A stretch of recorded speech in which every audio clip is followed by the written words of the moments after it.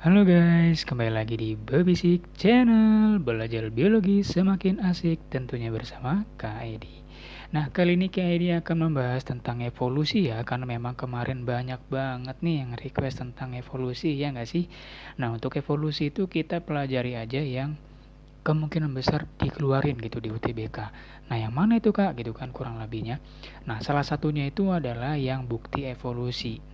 Ini bukti evolusi ya, bukan bukti Virgon gitu ya kan. Nanti nyanyi pula kita ya kan kalau bukti Virgon. Nah, tanpa berlama-lama kita langsung aja bahas nih ya tentang bukti evolusi.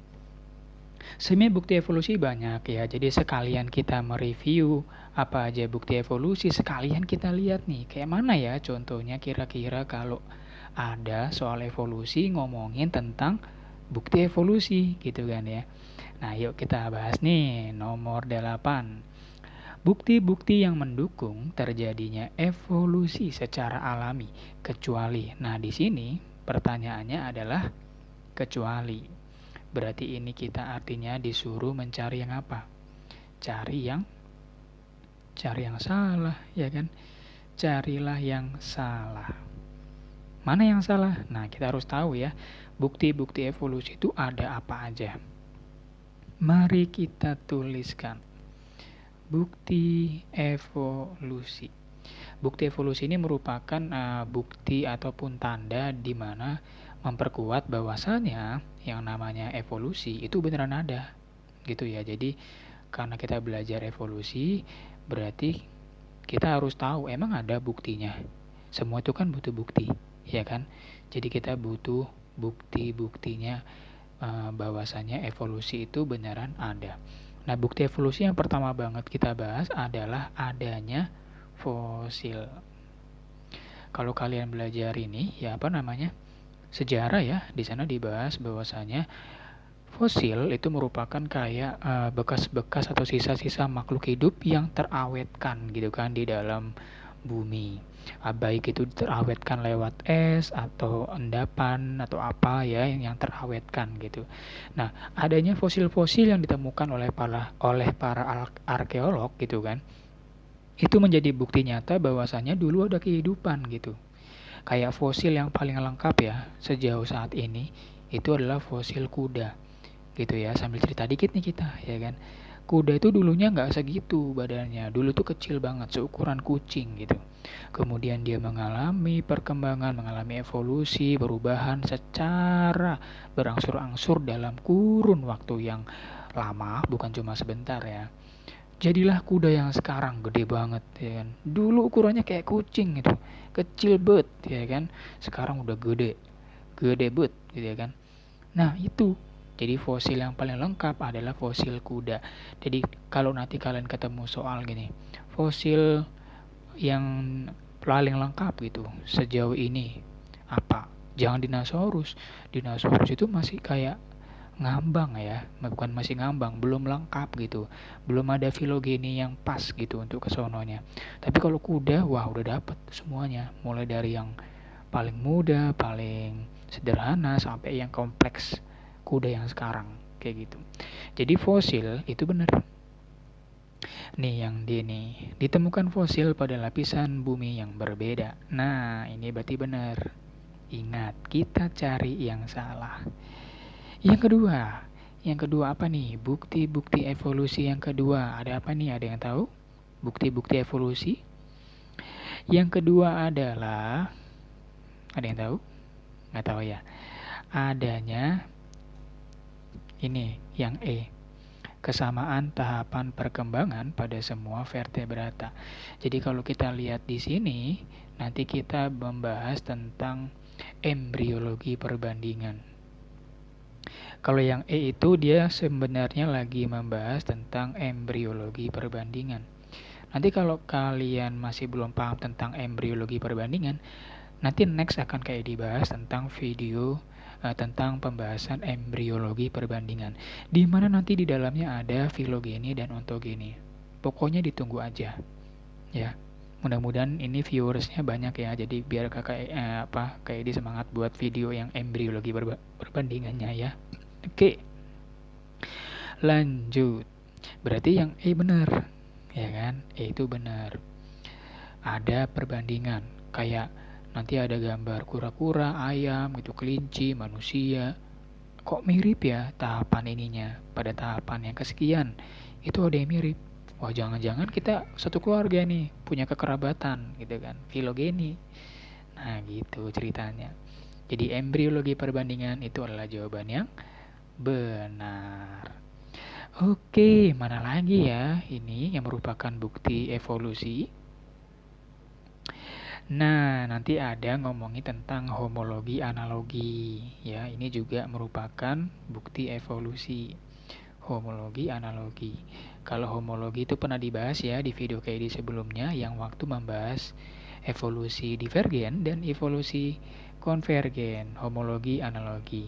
Homologi asal-usulnya sama, tapi fungsinya berbeda. Sedangkan untuk yang analogi ya asal-usulnya berbeda namun memiliki fungsi yang sama. Nah, itu di sini nih yang B.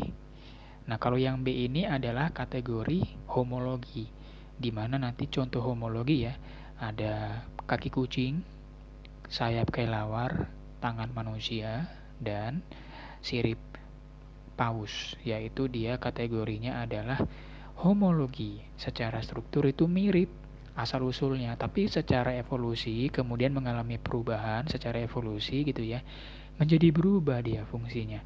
Tangan manusia jadi untuk menggenggam, kaki kucing ya buat jalan, kelelawar jadi sayap terbang, sirip paus jadi untuk berenang, ya kan? Beda semua itu fungsinya. Tapi kalau dirunut, wah sama gitu. Asal usulnya, ya kan? Nah, ini jawabannya antara A atau C yang bukan merupakan pendukung adanya evolusi atau bukti evolusi. Mana ya kira-kira ya? Nah, kalau yang A, itu kamu harus tahu nama lainnya vestigial.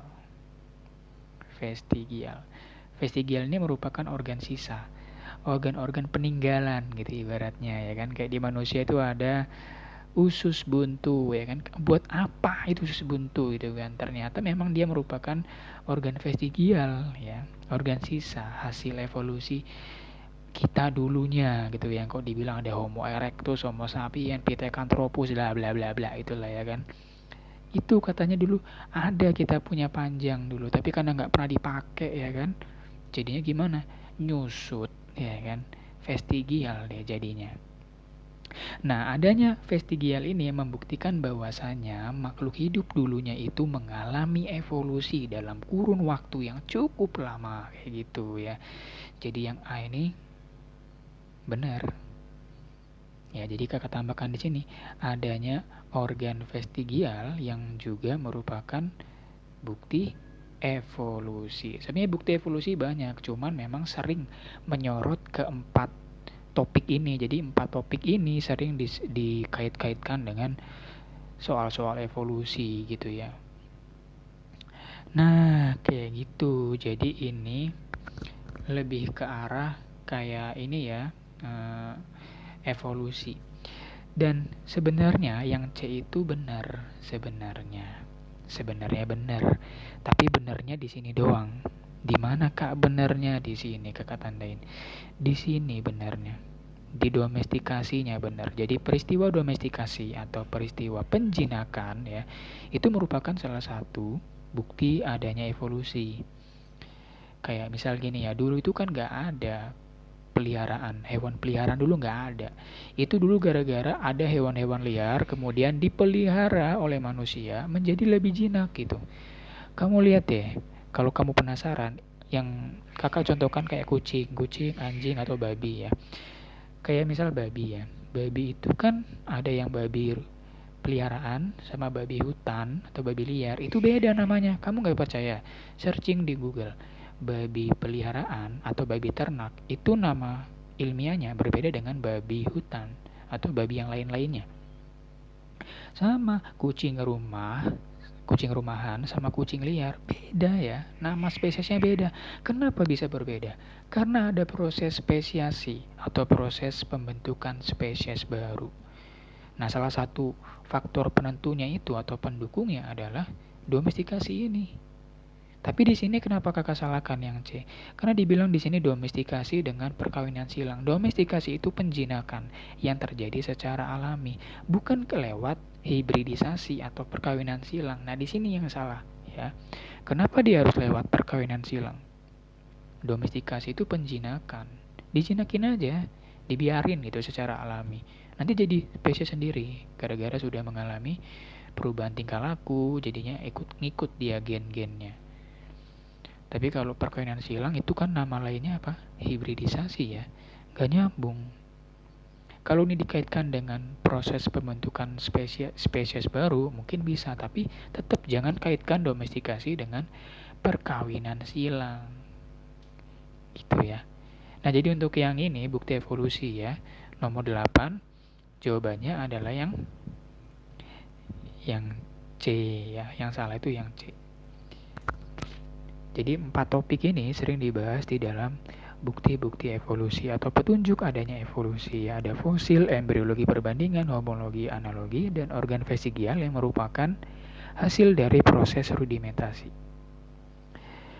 Oke, kayak gitu dulu untuk pembahasan bukti evolusi sekaligus mereview apa aja itu bukti evolusi atau petunjuk adanya evolusi. Kalau ada yang belum paham silakan tinggalkan pertanyaan kalian di kolom komentar, nanti insya Allah akan Kak Edi jawab dengan baik ya.